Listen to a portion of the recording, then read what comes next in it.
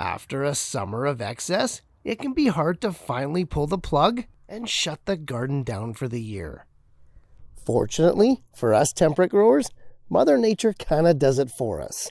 Sure, a few cold weather stalwarts will continue to produce, but for the most part, the lush reminders of spring and summer are fading fast.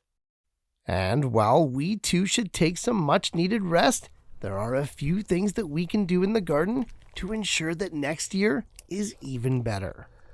So today, with both the temperatures and our crops falling by the minute, let's look at 8 things that we can do for our garden this fall as we dream ahead to next year.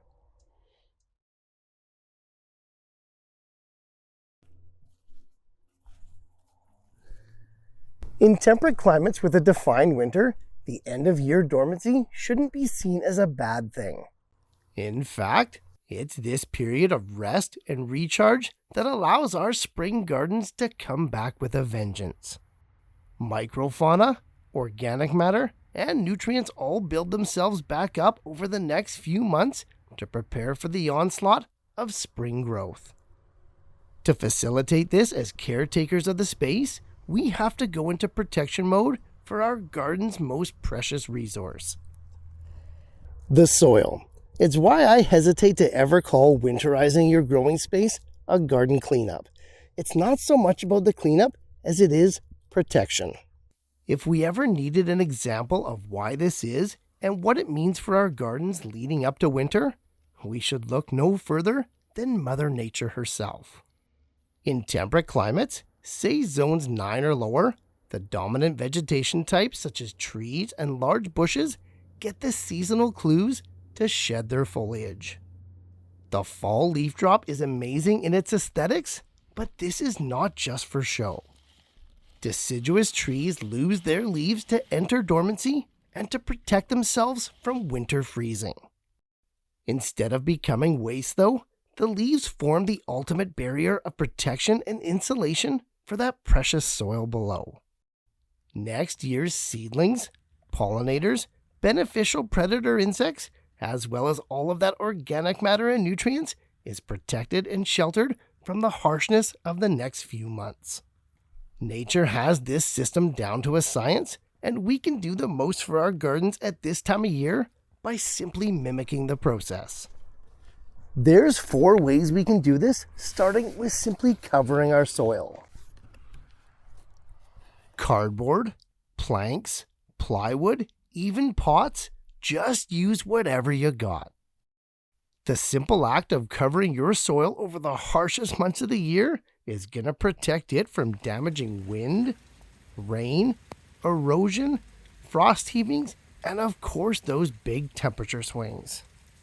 Yes, this video here is sped up, but it's only a moderate amount of rain on a typical fall day. Imagine the damage that a full winter could do on bare soil. Now, as great as covering our soil is, we can do even better. I'm talking, of course, mulching. Mulching your home garden over winter more closely mimics what we see in nature. By adding loose layers of organic matter, we not only cover and protect the soil, but we also build it up as well. Materials such as leaves, grass, or straw break down over time, becoming the next layers of that precious topsoil. By also releasing nutrients and organic components as they decompose, mulches not only give us all those benefits of covering our soil, they do so much more. Just the complexity of how mulch sits on top of the soil allows for better moisture and air exchange, and also provides a hiding spot over winter for all those beneficial predator insects. Thicker the better, as a portion of it is going to break down over winter, and come the spring, we can always remove the excess. One effective way to mulch without having to buy or lug around a bunch of material is to employ a method of cleanup known as chop and drop. Basically, the last crop to be grown in the area is simply cut down and chopped into place. Easy to do and free to use, chop and drop is effective not only because it's a great mulch, but it also returns that exact nutrient profile that was extracted by that crop in the first place.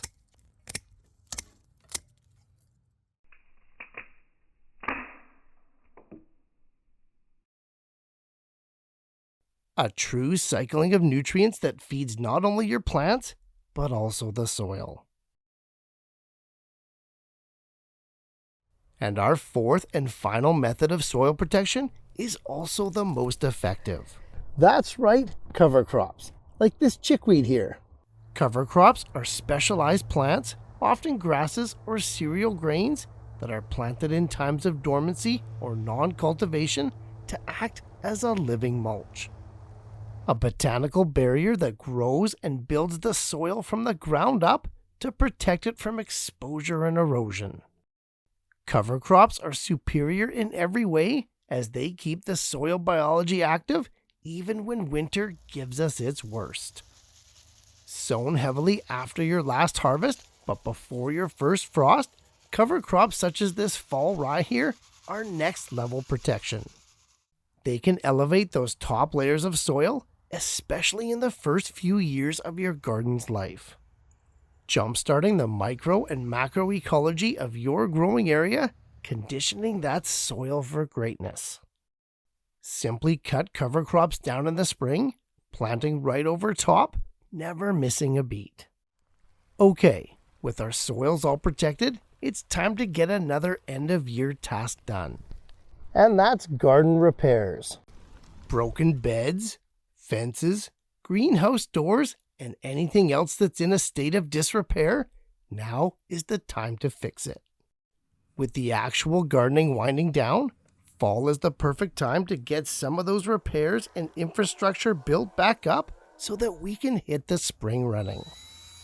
Do these tasks now at the end of the year before the really bad winter weather hits, and certainly before the craziness of spring. I know I just said that our gardening was done for the year, but even those of us with a true winter still have a couple more crops to get in the ground, like this garlic here. Hard-necked types of garlic that require a winter chilling period to bulb up are planted right now in the mid to late fall, right before the ground freezes. 2 to 4 weeks before the first fall frost date for your area is what we shoot for. We need to plant them early enough so that the cloves can develop a decent root system, but not so early that the shoots explode with growth, possibly endangering the plant. Observe this window of planting your garlic, and you'll be successful with it.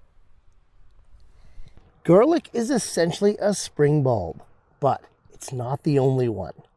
Crocuses, daffodils, hyacinths, tulips, and many others are all planted at this time of the year. Yes, spring bulbs are planted in the fall. Get your bulbs into the ground 1 to 4 weeks before your first fall frost date and enjoy unmatched colors in the spring. Honestly, with most of your spring bulb types, it's a tiny bit of effort for a disproportionately huge payoff later on. If you can wait, the best deals on your spring bulbs are going to be found towards the end of October.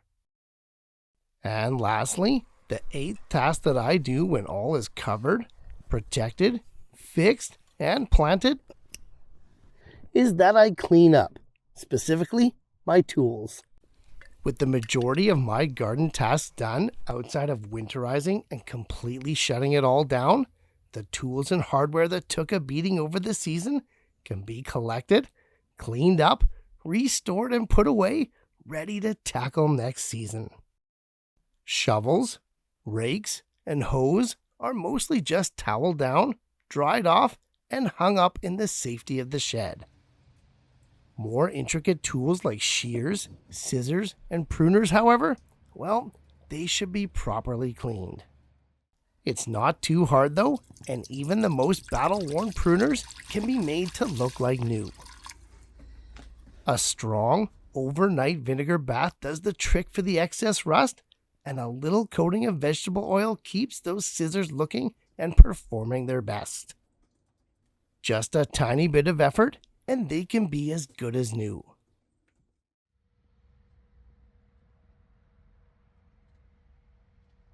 Also, if need be, and with them all cleaned up, now is a great time to sharpen them. 3 to 4 firm, deliberate swipes with a simple sharpening tool is all you need to smooth out all those nicks from summer. Simple stuff, sure, but all in all, we did cover a lot. Let's go over those main points to make sure that we got them all.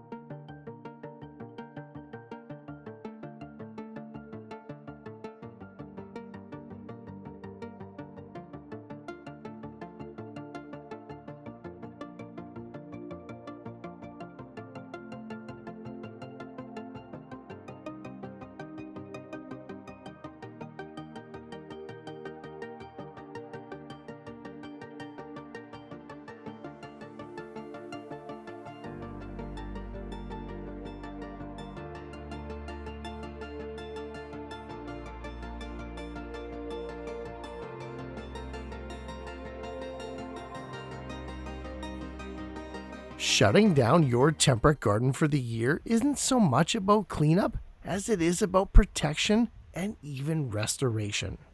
Giving it the chance to heal itself, to come back to life next spring, bigger and better.